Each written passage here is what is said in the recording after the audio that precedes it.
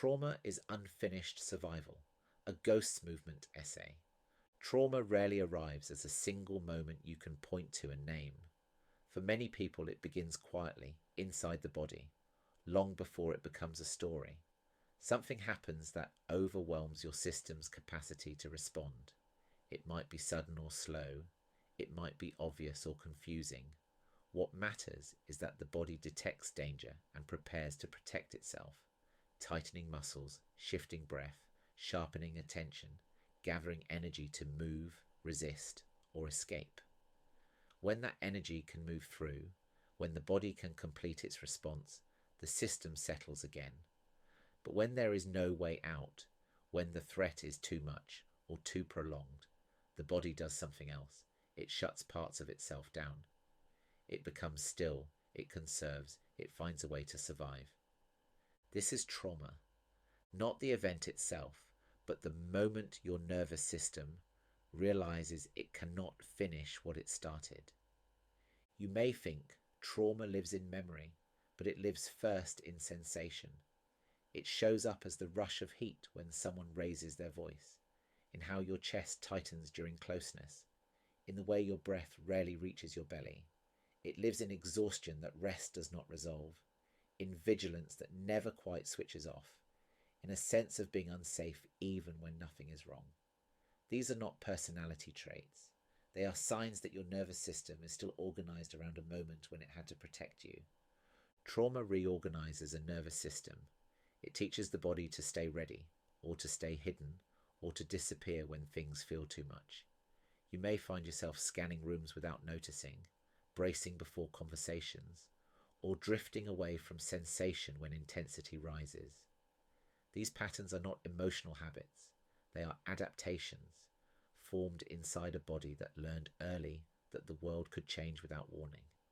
Some trauma begins early, before language or choice are fully formed. Childhood experiences of violation, neglect, instability, or fear shape the nervous system while it is still being built. A child cannot fight in the way an adult can. A child often cannot leave. The body learns to freeze, to collapse, or to disconnect in order to survive. Childhood sexual abuse is one clear example of this, but the same structure appears in many forms of early trauma. The details differ. The structure stays the same. Something overwhelms the system. The body goes still. Survival becomes silence. That adaptation carries forward into adulthood, long after the original danger is over. Trauma is where light and dark meet inside the body. Light prepares movement. Dark conserves when movement is no longer possible. Light rises first, gathering energy to escape or defend. When that fails, dark takes over, slowing everything down, compressing awareness, helping the body endure what it cannot change. This is not weakness. It is biological intelligence. The difficulty begins when dark becomes permanent, when the body never receives the message that it is safe to come back out again. After trauma, presence can feel threatening because presence means sensation, and sensation was once paired with danger. The nervous system learns that awareness itself is unsafe, so it protects you by pulling you away from what you can feel, bracing you before anything happens, or switching you off when the intensity rises, because stillness can bring panic, quiet can feel loaded, intimacy can tighten the chest even when it is wanted, and the body can react as if something is happening now, even when the mind knows it is not. When you struggle to stay present, it is not a lack of willingness or strength. It is survival memory, a body keeping you out of a place that once harmed you. Trauma also reshapes relationship, because the nervous system learns about safety through other people. When harm arrives through closeness, or when care is inconsistent, the body carries a hidden rule into adulthood. Connection is not neutral. You may find yourself constantly reading the room, watching faces, scanning tone, adjusting quickly, because you learned early that mood shifts could mean danger. It can look like attentiveness, but inside it often feels like permanent vigilance, an inability to settle in another person's presence even when nothing is wrong. Or you may disappear, not physically, but internally. You stay in the conversation, you smile, you say the right things, but part of you steps back from the moment because it learned that being fully here was not safe. This is common in intimacy too, where closeness can trigger a familiar shutting down, a flattening of sensation, a need to get through rather than be with. From the outside, it can look like distance or withdrawal. From the inside, it is protection, the body choosing numbness over risk, because numbness once kept you alive. Shame often sits at the centre of this, not because you did anything wrong, but because trauma leaves an internal residue. When boundaries are crossed and the body cannot defend itself, something turns inward.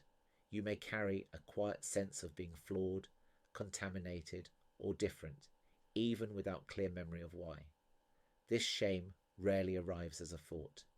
It lives as background weight, shaping how you see yourself and what you believe you deserve. The world often deepens this injury. You may be asked why you did not speak sooner, why you stayed, why you did not fight back. These questions assume adult choice inside a traumatized nervous system. Freeze is not consent. Silence is not agreement. Collapse is not compliance. These are automatic responses to overwhelming threat. When this is misunderstood, you are left carrying not only what happened to you, but the burden of explaining your own survival. And yet, even in the middle of trauma, something in you remained aware, even while frozen, even while disconnected, even while disappearing. There was still a quiet centre that registered what was happening. It may not have had language, it may not have had power, but it stayed. That part does not vanish. It becomes buried under layers of protection, but it remains. It is the reason you are here. Repair begins when your nervous system registers that the danger is over, not as a thought, but as a shift in the body. That shift can be small and unremarkable, a breath that deepens without effort, a muscle softening, a moment of staying present instead of leaving, a sense of warmth where there used to be bracing. Fixing is not erasing what happened or becoming whole. It is letting the body finish what it could not finish before. Survival energy rose to run, push away, cry out, or protect, and had nowhere to go, so it stayed trapped in muscle, breath, and reflex.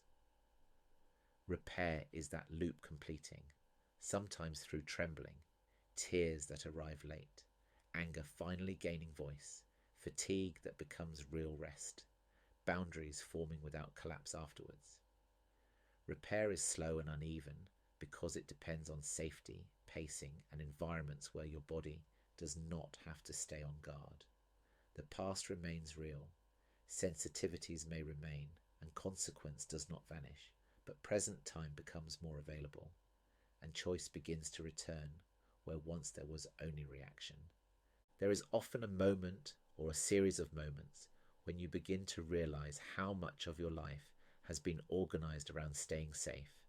It might arrive quietly while standing in a queue, washing dishes, or lying awake at night.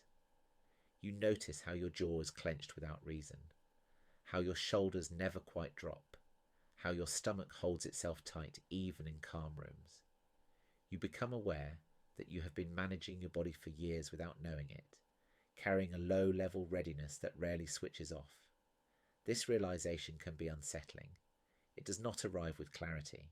It comes as a slow recognition that survival has been shaping your days in ways you did not consciously choose. For many people, trauma creates what might be called a survival self. This is not a false self, and it is not something to be discarded. It is the version of you that learned how to get through.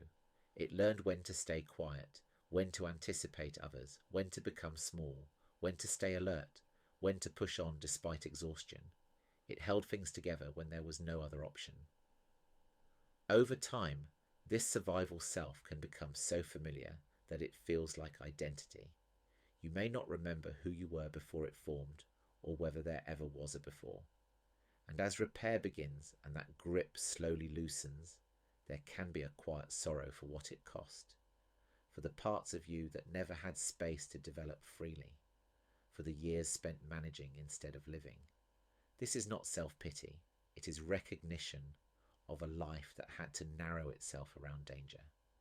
There is a particular challenge in returning to ordinary life after trauma. Simple activities can feel unexpectedly loaded. Supermarkets, offices, family gatherings, or crowded streets may carry intensity without warning. Your body may react before you understand why. You might notice your breath becoming shallow in cues, your shoulders lifting in conversations, your attention drifting in busy rooms. Learning to notice these reactions without judgment becomes part of living with repair. These moments are not instructions to push through, they are signals. You begin to recognize when you are holding yourself together too tightly, and when you need to slow down, step outside, or simply pause. This is how presence returns, not through effort, but through listening. Over time, you may discover that your capacity is changing. You stay present in conversations that once overwhelmed you. You recover more quickly after stress. You recognize when you need rest and allow yourself to take it. These shifts can feel modest, but they mark profound changes in how your body relates to the world. Trauma once taught your system that safety was rare and temporary. Repair teaches it, gradually, that safety can be found in moments, in relationships, in your own breath. There are limits to this process. Trauma leaves traces. Certain environments may always feel more challenging. Some sensitivities may remain lifelong companions. Repair does not erase consequence. It changes how consequence is carried. Instead of dominating every moment, it becomes one part of a larger landscape. You learn where your edges are. You learn what supports you. You learn how to move through the world with more choice. As this unfolds, many people notice a growing sense of embodiment. Sensation becomes less threatening. Emotion feels more manageable. There is a gradual return to inhabiting your own body, rather than observing it from a distance. This does not mean that triggers disappear. It means that when they arise, there is more room to meet them without being taken over. Recovery is measured not by the absence of difficulty, but by the gentleness and speed with which you can come back to yourself afterwards. You may also begin to feel a different quality of connection with others. You can stay with someone when things become uncomfortable.